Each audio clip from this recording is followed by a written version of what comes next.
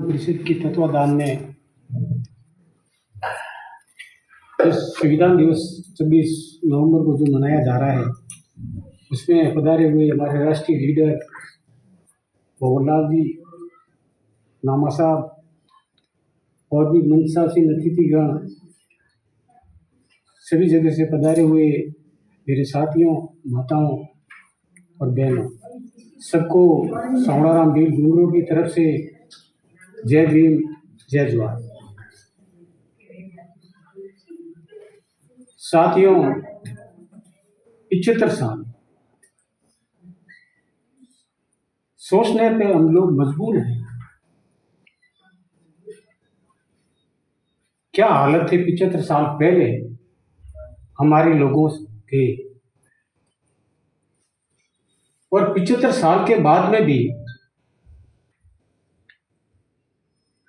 हम लोग असमंजस की स्थिति में क्यों आ रहे हैं? आपने भले ही एजुकेशन ग्रहण किया हो, भले ही आप उच्च पद पे गए हो, भले ही आपने आर्थिक सफलता हासिल कर ली हो, लेकिन आज शिक्षित व्यक्ति वर्तमान परिप्रेक्ष्य में अगर सोचता है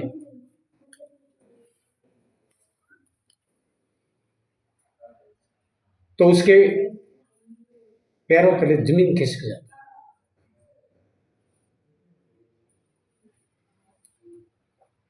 सीख खड़ा जैसे कह रहे हैं ना, सपने वो नहीं होते जो नींद में आते हैं,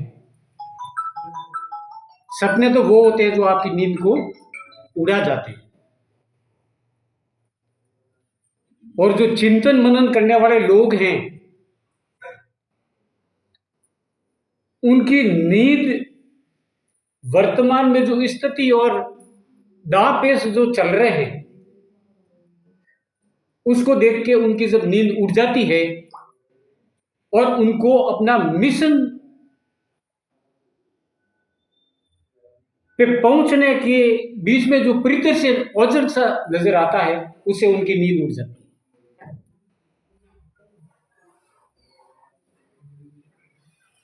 ऐसी आजादी नहीं मिली होगी, ऐसे हमारे महापुरुषों ने संघर्ष नहीं किए होंगे।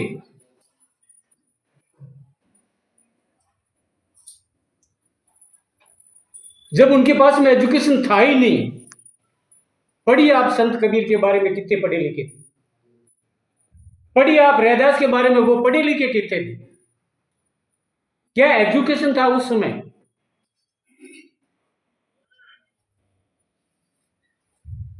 इसका मतलब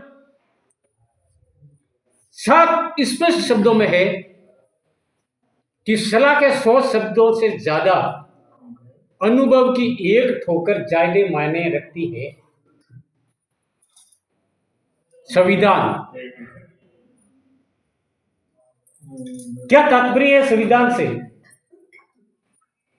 क्या अभिप्राय है संविधान से?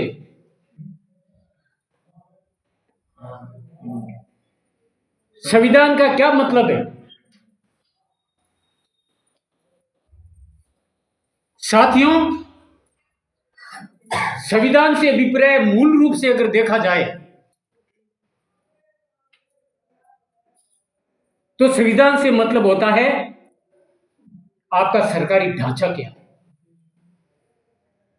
उस ढांचे के विभिन्न घटकों की बनावट कैसी है, उनकी कार्य शक्तियां क्या है, और उन लोगों का आम नागरिक के प्रति क्या दायित्व बन जाता है। एक तरह संवैधानिक चीज है। वकील साहब बैठे, संवैधानिक चीज है। ईस्ट इंडिया कंपनी के भारत में आगमन से पहले संविधान से संबंधित मेरे हिसाब से इस जगह पे लीगल चीजें चलती थी, लेकिन संवैधानिक तरीके से अंग्रेज आने से पहले था नहीं मेरे हिसाब से। और इस दरमियान जो ये कानून पनपे,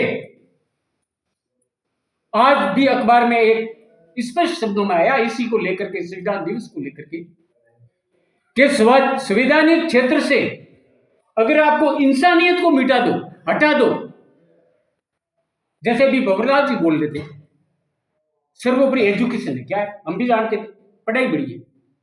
और मारवाड़ी में कहावत है कि ऊंची कोई है कि पढ़ाई, कि अणती ऊंची कौवे कि भलाई। पढ़ाई से भी भलाई बड़ी है। आप पढ़े लिखे रहे हैं लेकिन आप में भलाई के गुण नहीं है। तो बाबा साहब ने पढ़े लिखे व्यक्ति के बारे में स्पष्ट शब्दों में कहा था कि अगर पढ़े लिखे व्यक्ति के अंदर अगर उसका कैरेक्टर सही नहीं है, अगर उसकी नीयत सही नहीं है, तो वो जंगली जानवर से भी ज्यादा खतरनाक होता है। संविधान लोकतंत्र की आत्मा है साथियों, लोकतंत्र की आत्मा है। संविधान ऐसे नहीं है। जब तक संविधान जिंदा है तब तक ही आपका लोकतंत्र जिंदा रहेगा। और आज इसके साथ साथ में और आपने पढ़ा होगा तो अरब कंट्री के अंदर जो ड्रग्स के रैकेट चल रहे हैं, इंडिया उनके लिए सबसे सुगम रास्ता है। इसे आप अंदाजा लगा सकते हो कि भारत के अंदर आखिरकार हो क्या रहा है। अडानी जी सोलर के अंदर 2200 करोड़ की सिर्फ सरकारी अधिकारियों को उन्होंने रिश्वत दी है उस टेंडर को हासिल करने के लिए। 2200 करोड़। और वो तो न्यूयॉर्क वाले, अमेरिका वाले थे जिन्होंने उस जगह के जो इन्वेस्टर थे, उस जगह के जो निवेशक थे, उन्होंने जब छानबीन की तब इनके ऊपर एलिगेशन लगा है। कितने बड़े स्तर पे करप्शन हो रहा है, कौन कौन इसमें लिप्त है।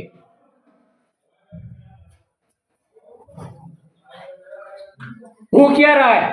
अगर आप ये नहीं, आप समय रहते नहीं सोचते और सतर्क नहीं हुए तो मामला पता नहीं कहां से कहां चला जाएगा। और बिल्कुल इजी है, आप ये समझ रहे हो, टफ काम नहीं है। अगर आप सही तरीके से वर्क करने लग जाओ तो आपको अपने परिणाम पे पहुंचने से दुनिया की कोई ताकत नहीं रोक सकती है। लेकिन बी केयर होना पड़ेगा आपको, है ना। अपने लक्ष्य के प्रति समर्पित होना पड़ेगा, लक्ष्य के प्रति विश्वास होना पड़ेगा, उसमें आपको काम करना पड़ेगा। अगर आप धरातल पे काम करते नहीं हो ना, तो जैसे वकील साहब ने भी कहा, मैंने 15 किलो, हम सोच रहे थे वकील साहब की आखिरकार हमारे पूछने की हिम्मत नहीं हुई, हमने हिम्मत नहीं जुटा भाई वकील साहब आपकी हेल्थ के अंदर इतना कैसे आ गया। मैं और ताराराम जी और उसमें बैठे थे, मैं पूछने वाला था इसे,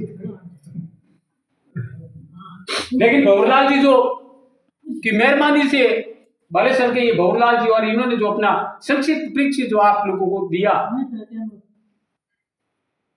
मेरा अगला क्वेश्चन है कि जिन जिन लोगों ने हेल्थ इतनी वेट डिक्रीज कम किया है, क्या उनके अंदर फिजिकली एक्टिविटीज के अंदर कुछ कमी महसूस कर रहे हैं, या उनकी हेल्थ जो है डायरेक्टली प्रोपोर्शनल टू अगर वेलनेस रह जाती है तब तो सही है। लेकिन अगर आप इंटरनली कुछ वीकनेस महसूस करते हो तो इसमें थोड़ा अलग तरीके से सोचने की जरूरत हो सकती है। ताराराम जी बैठे हैं, ताराराम जी भी बैठे हैं, नामा साहब भी बैठे हैं, नामा साहब भी, डोंगरी सिंह जी भी बैठे हैं, आप बहन जी भी बैठिए। अगर इतना ही वकील साहब आसान होता तो अभी तक इस देश के अंदर हजारों अम्बेडकर पैदा हो जाते।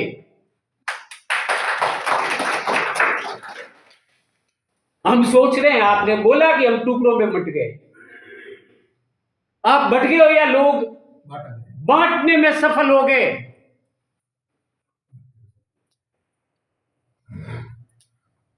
राउंड टेबल कॉन्फ्रेंस बढ़िए, आप सेकंड राउंड टेबल कॉन्फ्रेंस के अंदर बाबा साहब की जो अनुयायी थे उन्होंने कहा आपने वहां जाकर के अपनी इस कम्युनिटी की बात रख के आ गए हो, अब हमारे पास में